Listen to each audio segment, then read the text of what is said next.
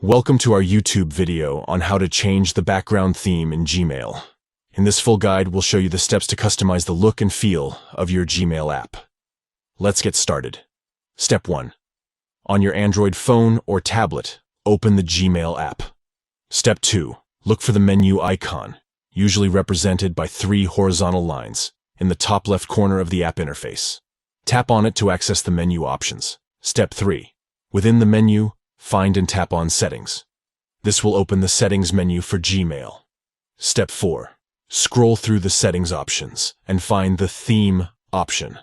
Tap on it to enter the theme settings. Step 5. Within the theme settings, you will have the option to choose from different themes.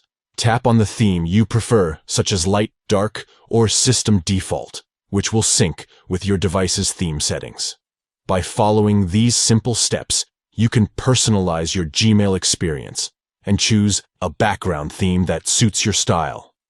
Whether you prefer a light or dark theme or want to sync with your device's system default, Gmail offers flexibility to match your preferences. Thank you for watching our video. If you found this guide helpful, please like, share, and subscribe to our channel for more useful tutorials.